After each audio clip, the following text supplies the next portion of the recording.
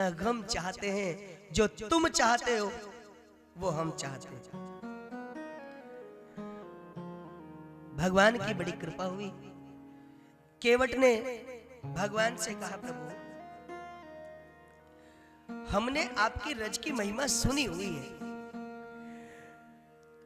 भगवान ने कहा, अच्छा चलो कोई बात नहीं, अगर हमारी रज से तुम्हारी नाव स्त्री बन भी गई तो भी क्या समस्या है? बोले महाराज इतने महंगे जमाने में एक देवी का लालन पालन करना मुश्किल, ऊपर से आप दूसरी ओर हमारे सिर भेंट दे रहे हो। हाँ? भगवान कहने लगे, तो इसका भी कोई उपाय निकालेंगे? अरे बोले नहीं महाराज, अगर मान लो आपने हमारे रोजी रोजगार की व्यवस्था कर भी दी तो भी महाराज तरनी मुनि घरनी हो जाए। हाँ, ये तो घर बैठेगी जाके, और घर में पहले ही एक और बैठी है, तो उसको कैसे समझाऊंगा? हाँ, तो लक्ष्मण जी तो खींचे वही है। लक्ष्मण जी क्यों रहे? भगवान को वचन का प्रवचन दे रहा है, भगवान को समझाता है, पत्नी को नहीं समझा सकता है। महाराज अपना ही अपना अनुभव है, भगवान से पूछो, है नहीं? भगवान को समझाना आसान है। लक्ष्मी जी इस दिन क्रोध कर रही थी ना, हम कह रहे थे,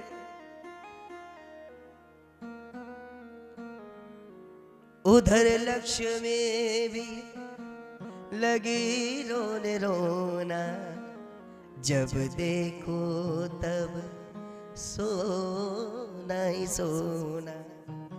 तो माता लक्ष्मी भी जब क्रोध करती है तो भगवान नारायण के चरण छोड़कर क्रोध करने बैठ जाती है। तो अर्धांगिनी को समझाना बड़ा मुश्किल है।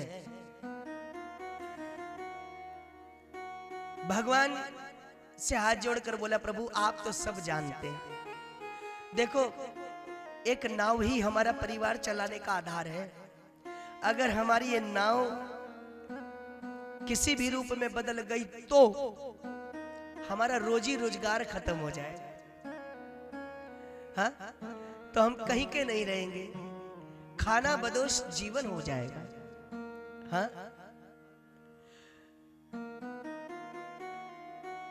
भगवान कहते हैं, भैया काम कुछ भी करो, सुख में फूलो नहीं और दुख में भूलो नहीं। कोई भी समय हो, पर हमें एक सत्ता याद रहनी चाहिए कि वो भगवान हमारे सिर पर है, शीश पर है।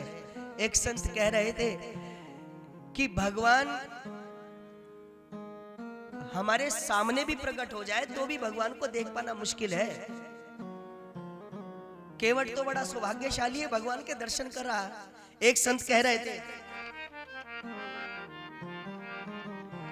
मुश्किलें होती है आसान, बड़ी मुश्किल से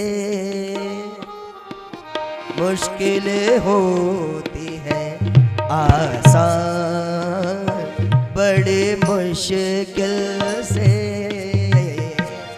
मुश्किलें होती है आसान, बड़ी मुश्किल से।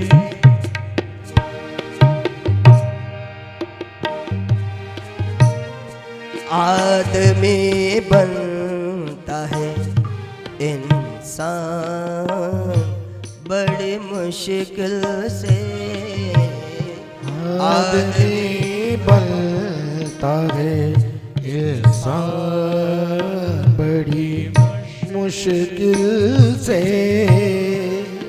ढूंढने वाले को मिल जाते हैं भगवान, लेकिन ढूंढने वाले को मिल जाते हैं भगवान, लेकिन ये आंखें कर सकती है पहचान बड़ी मुश्किल से, ये आंखें कर सकती है पहचान बड़ी मुश्किल बाद में बनता है इंसान, बड़े मुश्किल से आदमी बनता है इंसान, बड़ी मुश्किल से। जो प्रभु पर अवसिका चाहूं, मोहि पद पद्म पखारन कहूं। जो प्रभु पर अवसिका चाहूं, मोहि पद पद्म पखारन कहूं। मंगल भवन अमंगल हारी, प्रभु सुदशरथ अजर बिहारी। श्री राम जय राम जय जय राम, श्री राम जय राम जय जय राम, श्री राम जय राम जय जय राम, श्री राम जय राम जय जय जय। जय राम। भगवान से केवट कहता है अगर आप चाहते हो पार जाना तो मुझे कहो चरण धोने के लिए। अच्छा, भगवान किसी को कहते हैं मेरी सेवा करो? भगवान तो किसी से भी नहीं कहते।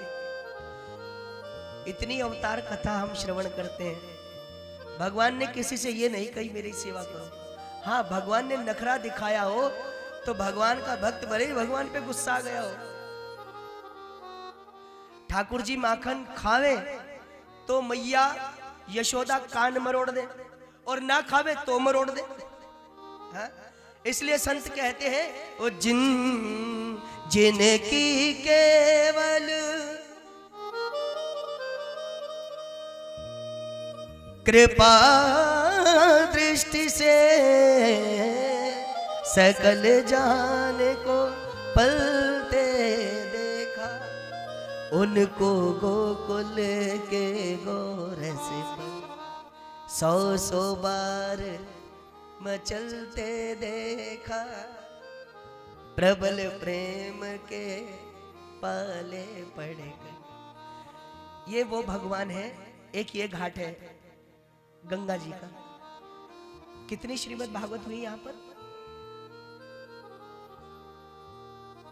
15-16 भागवत जी हो गए लगभग, है नहीं? तो उसमें आपने लीला दर्शन किया होगा। ठाकुर जी ब्रह्मांड घाट पर ग्वाल बालों को लेकर जाते हैं। अच्छा, ये हमेशा चलती है अहरनिश। भगवान की कृपा रही तो चलती रहेगी। मैं तो पहले भी कह के गया था और अब भी कह रहा हूं, जब कभी ऐसा लगे कि बजट के कारण राम कथा रुक रही है, जिस दिन धन के कारण ये राम कथा रुकने की अवस्था में आ जाना, तो हमें याद करना हम मन के कारण इस कथा को चला देंगे।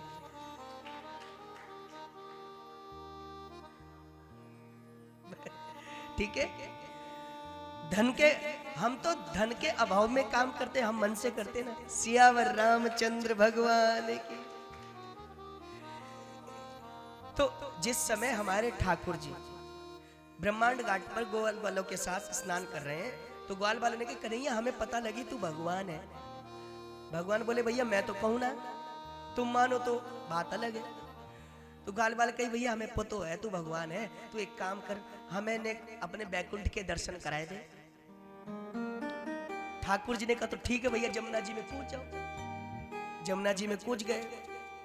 ग्वाल बाल कृष्ण कन्हैया लाल की। जो ही डुबकी लगाई सोई बैकुंठ पहुंच गए। और बैकुंठ में देखी भैया ठाकुर जी तो दिखे ही ना कहूं। चारों तरफ देवी देवता खूब सोना मुकुटमणि पहन के, खूब सोना चांदी धारण, इत्र चंदन लगाए के। कबहू कोई दासी जो है फूलन की माला लेके जा रही, कबहू को दासी जो है चंदन लेके जा रही, को फल लेके जावे, को मुक्ता हार मणि लेके जावे। सबरी गोपियां भगी डोल रही है। अब ग्वाल बाल करे भैया कन्हैया को बैकुंठ तो बहुत ही बढ़िया है। और तो एक ने जोर से बात करवे लागो, तब वही जो एक दास आयो वह ने जब हड़काए दियो। यहां बोलने की जरूरत ना है। ये परम प्रतापी जगदधार जगदीश्वर अखंड ब्रह्मांड नायक भगवान श्री कृष्ण का गोलोक धाम है भैया, ये बैकुंठ है। यहाँ पे ज्यादा बोलने वालों की जरूरत ना। इतने में ठाकुर जी सामने बंसी बजाते हुए दिख गए। तो हमारे ठाकुर जी को देखी तो सारे ग्वाल वाल प्रेम के विवश चिल्ला पड़े, अरे कन्हैया। जो कन्हैया को नाम लियो तो सबरे ग्वाल वालन को इन दासों ने धक्का दे के भगाए दिए। सारे ग्वाल वाल बैकुंठ के बाहर बैठ के रोवे लगे।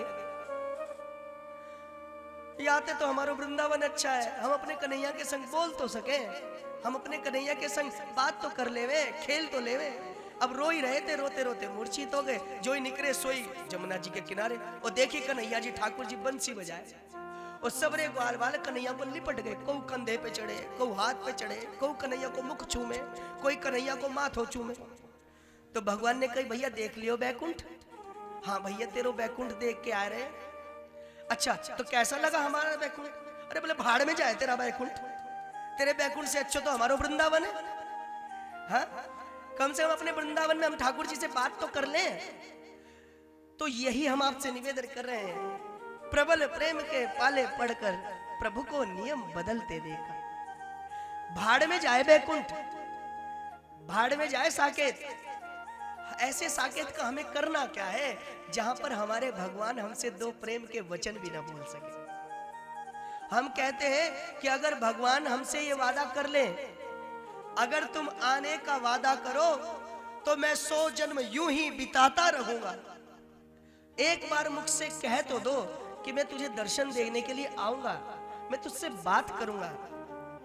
केवल तुम्हारे मुख से दो वचन सुनने के लिए हम जन्म जन्मांतर तक कीड़े मकोड़े बनने को तैयार है।